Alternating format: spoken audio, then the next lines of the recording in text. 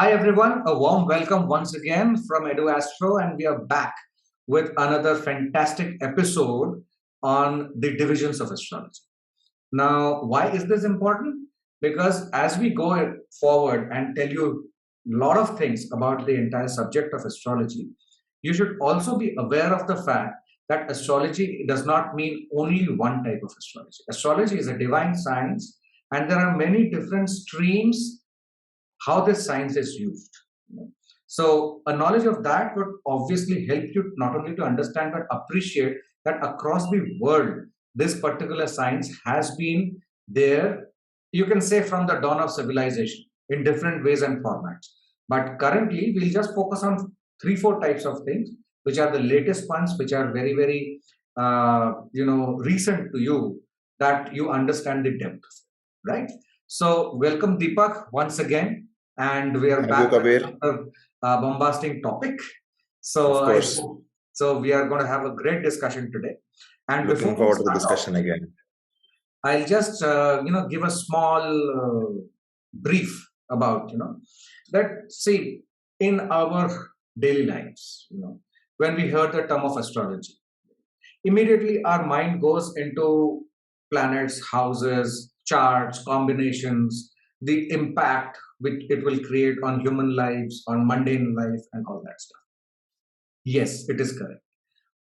Yeah. But what we also need to understand is astrology is a part of Panchang. That is, Panchang means 5 arms or 5 body parts, right? That is Panchang.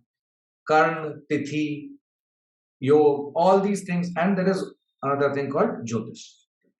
That Jyotish, astrology, has different divisions, different systems, I would say. Different systems of astrology. And that is what we are going to focus on today. Now, there is a lot of research currently which is also going on in all these systems, right? Namely, the things which we will focus on today is the Vedic astrology, the Western astrology, the KP astrology called Krishnamurthy Paddhati. Nadi astrology are the 4 major things which we are going to discuss on. But there are other types, right? Like Chinese astrology, Tibetan astrology. The list is long. Mayan, Egyptian, right? Arabic astrology. In Arabic, there is another way of doing it, right? So, all these things, if you look in unison, what happens is you will see the ways are different, terminologies will be different, but answer is the same. Yeah, Kabir, if you see in India, in different parts of India, different kinds of astrology is practiced. Yes. In southern India, in Tamil Nadu mainly, Nadi astrology is very heavily practiced. Very heavily. Yeah. In Kerala, I have seen, a guy will take out some toddy, some seashells, and throw it on a pan, a betel leaf, right? And the way it comes out, the person will be able to tell everything about you and your future and your past and everything. How do they do it? There's a science behind it. Yes. There's a type of astrology. Very interesting. And Nadi? I know you'll get into Nadi in depth. You're the expert here. So my experience with Nadi before getting right. So a friend of mine, his brother, was actually facing some issues with his job in the US. So his parents did not have his chart very handy. So when they approached the Nadi astrologers, they had asked for the native's brother's thumb impression. Just the native's brother's thumb impression, and from that they got the detail of 4 generations of the family. Exactly. I still wonder how to do it. Yeah. And that is the highest level of astrology which I have seen till now. Yeah. We'll come to that. We'll cover that in the discussion. It's very, very interesting. I'll give you the background of how it's done. So you will get an extreme good glance at it, right? Absolutely. Now, let's first cover the Vedic astrology. Because, see, Vedic astrology is the most profound and the most, most of the people talk about Vedic astrology. Yeah. And there is a reason to it. The reason is that Vedic astrology is the base of all astrology. The planets, zodiacs, Rashi, houses, nakshatra, levels, this, that, everything put together. It's so vast that all the systems of astrology can come out from here. And if you have a good hold of the Vedic astrology, it really makes sense. But there is a big difference between Vedic astrology and the Western astrology. And that is in the mathematical calculation. Yeah. So before we get into that, a lot of people come to me with one question. Like when we talk about a person's, sun sign, if a person is born between July 23rd to August 22nd, their sun sign is Leo. But when they come to our Vedic astrology, that sun sign can be different based on the Vedic astrology. Yes. So, Kabir, can you explain a bit about the difference here? It will be interesting for the viewers. This is the first difference which people should understand. When we talk about the sun sign type of a thing, which is prevalent in the newspapers and market, and Linda Goodman, which we've read in our youth, right? Yeah. That is the sun sign based on the Vedic astrology, depending upon the movement of the sun in the zodiac around the year, right? Based on same thing. Greek Western astrology. Yeah. Yes. That same thing happens in Vedic astrology also. But the difference is the time zone or the time which is taken. In Western astrology, they take the tropical zodiac. And in Indian astrology or Vedic astrology, we take the sidereal zodiac. Sidereal zodiac, yeah. When we do the actual mathematical calculations, it is different by the result differs by 30 degrees. That is 1 month. Sun travels in 12 signs in 1 year, right? That's a solar year. Right. Now, that means sun travels 1 degree a day.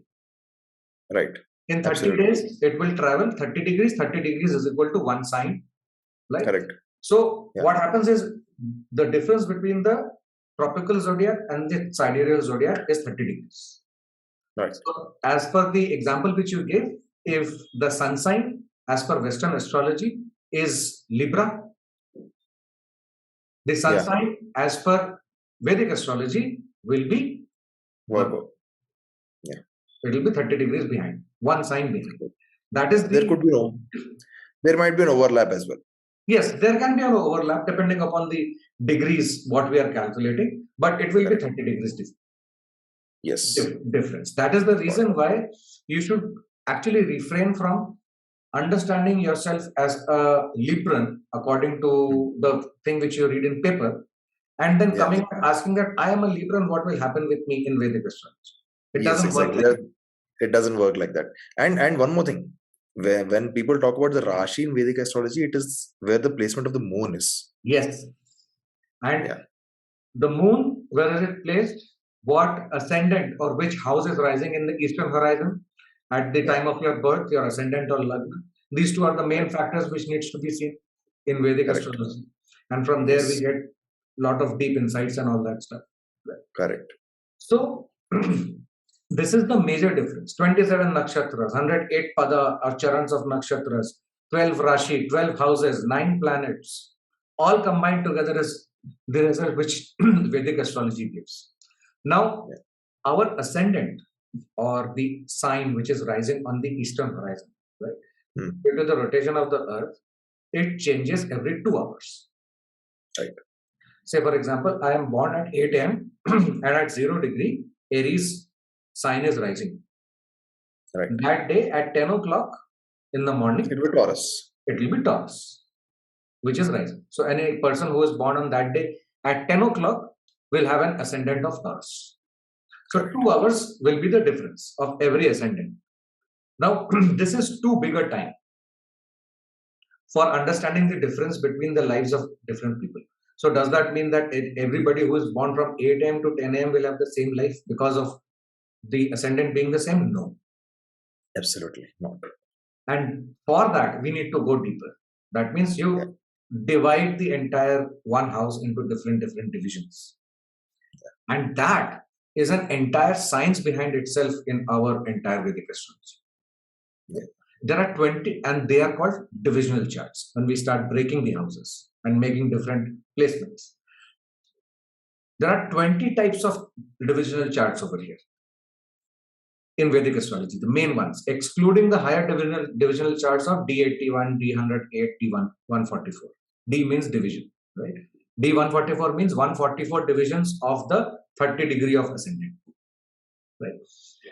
Now, obviously there are so many divisional charts. You will need to group them. There are different schemes, right? One is the Shad Varga scheme or 6 divisional chart scheme. Sapt Varga, 7 divisional chart scheme. Das Varga, 10 divisional chart scheme. And Shadash Varga, Shadosha Varga, the 16 divisional chart scheme. This is the most versatile and the most important. It covers almost everything in your entire life, right? Now, every divisional chart has a name, and every divisional chart has a reason for it. Like the first divisional chart, D1 natal chart, which we see, that is for the individual, his life, about every aspect of his human life. The Navansh, which we generally hear, the D9, Navansh, 9 divisions. Yeah. That is for another specific thing, right? For spouse, married life, luck, microscopic version of your natal birth chart. D1. Yeah, it's also where we, where Gemini gave a lot of importance to D9, right? Yes. Gemini system of astrology. So it is also the fruit of yes, it is the fruit. Yeah. And it is not only, Gemini gave a lot of importance in D9, but if you look at Parashari astrology, there is a table which is given already, right? Yeah. That every chart or every divisional chart has a particular strength associated or given in the entire list, right? Yes. Yeah. Which is called as the Vimshopak Bal. Okay. Right. Okay. Now, the Rashi chart or the D1 chart has 3.5 units allotted to it. Okay. The D9 chart has 3 units allotted to it. Yeah. Okay. The D60 or the Shashtiyamsha chart, which judges all aspects of life and lineage, and we can do a lot of things from there, that has 5 units allotted to it. And all the others have a range of 0.5 to 1.5 to 1 unit.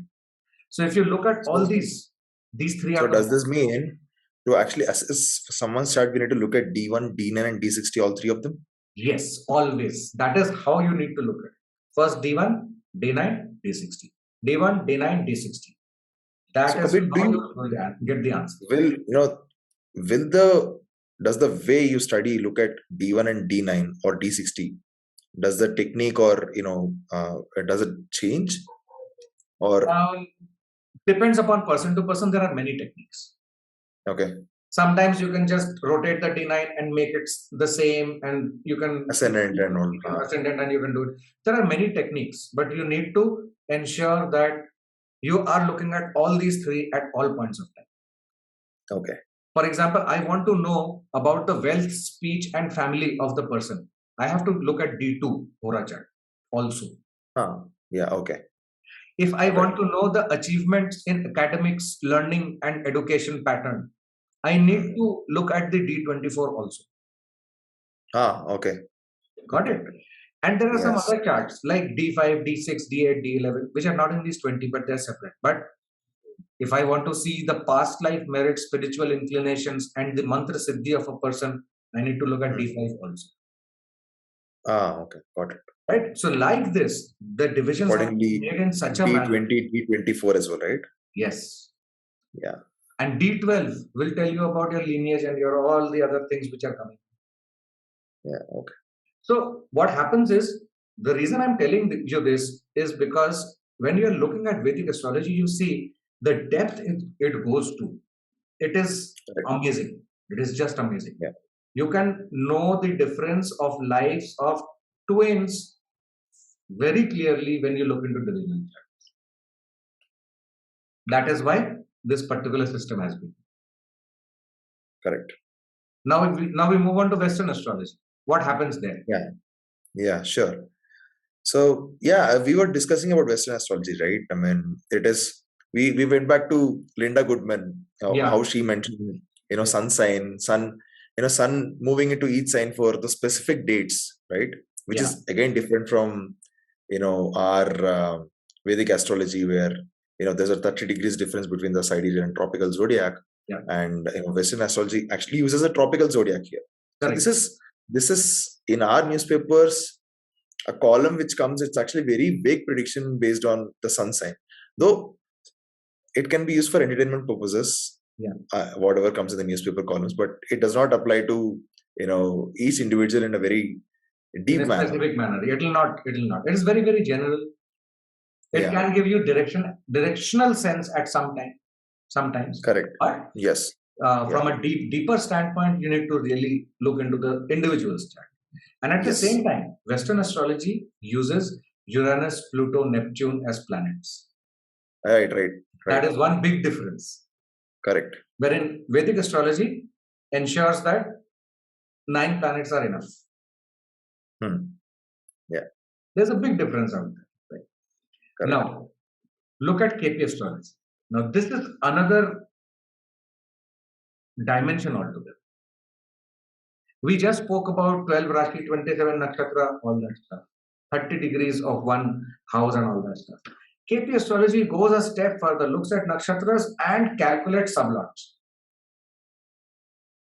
Sublot is under nakshatra. And there are 249 sublots. You divide 360 degree by 249 sublots, you will know how big one sublot is. That is that minute. That minute. And it goes to a level where it looks at whether you have a promise from the planet, is it supported by the nakshatra, and is it allowed by the sublot? Then an Okay.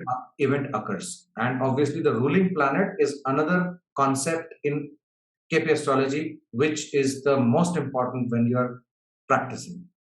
The ruling Okay. planet for that day will tell you so many things. And the sublord is, you can say, is the kingmaker. So when you talk about the ruling planet here, how do you decide what the ruling planet for the day is? How do you see that? So there are specific calculations. I will not go into the Okay. calculations right now. Then this session will go into a total different mode, right? Okay. But Okay. I'm just highlighting the key differences of these systems. Vedic astrology, divisional charts is the key. Western astrology, outer planets is the key. KP astrology, Yes, sir. The Lord sublords, Sublord. sublords is the key, and ruling planet is the key. Hmm. Sublord is the kingmaker. Without the permission of sublord, event cannot happen. All right. Okay. That is the crux of KP astrology. And it works wonderfully. I have seen this, I have practiced it. It works wonderfully. Right? And then we have our Nadi Astrology. Now, what I will really want to clear out in one line, what is Nadi Astrology? Anything which is not Parashari astrology is Nadi Astrology. Okay. There are different types of Nadi Astrology. Nadis means a collection of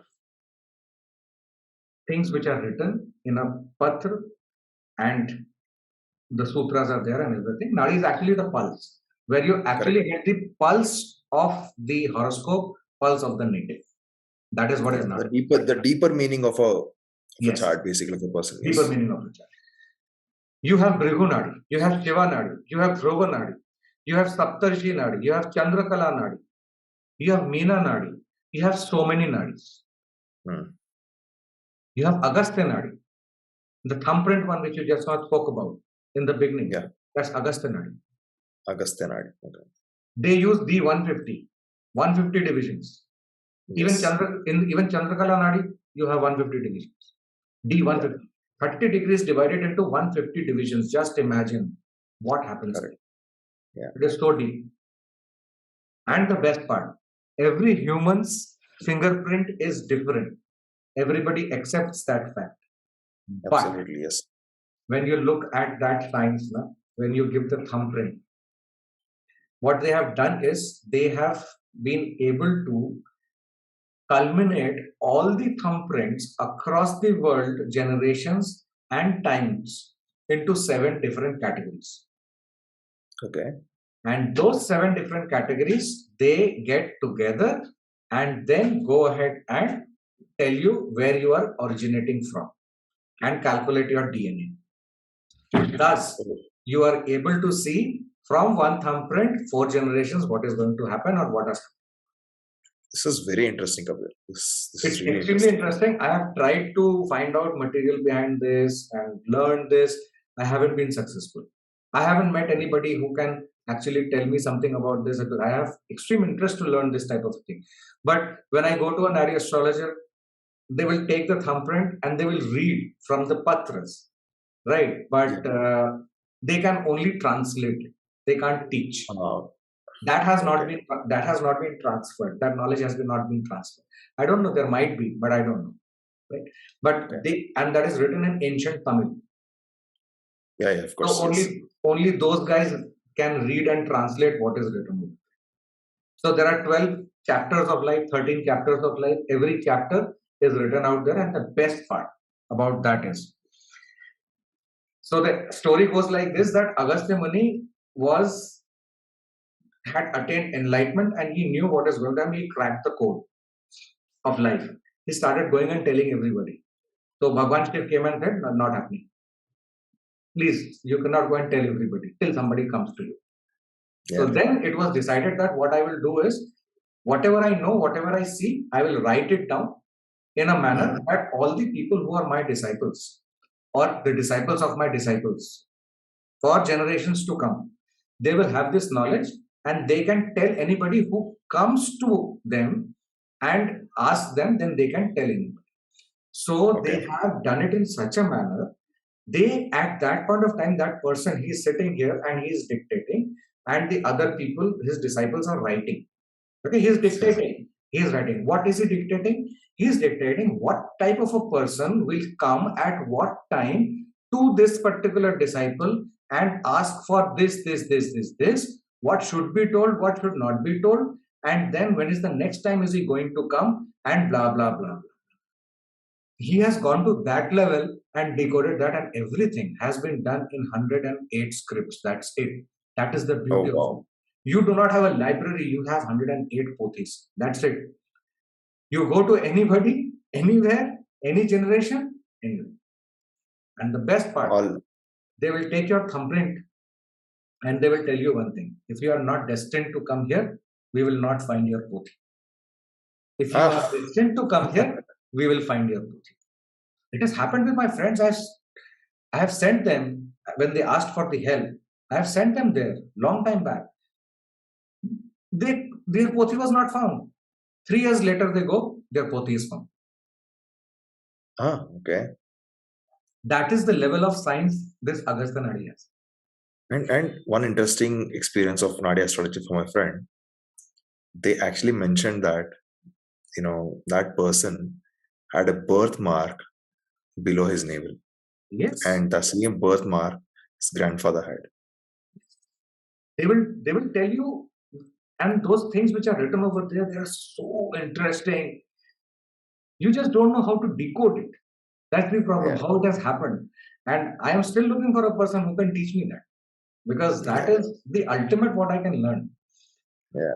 Vedic astrology, fantastic. KP astrology, fantastic. Western astrology, fantastic. But Nadi astrology also, Brigu Nadi, this Nadi, fantastic.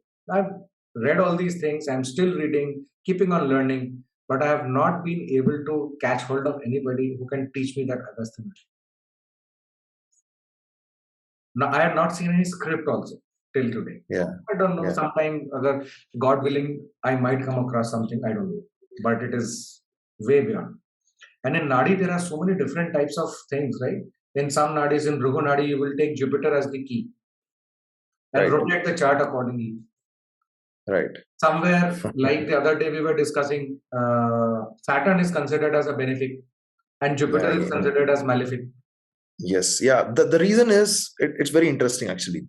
In certain societies, Saturn, it'll actually make you do hard work. So Yeah. for the society, Saturn is actually benefic, Yes. right? Jupiter might make, since Jupiter, we discussed the concept of benefic and malefic in the previous episode, Yeah. where we actually said that benefics can actually make a person very comfortable, Correct. right?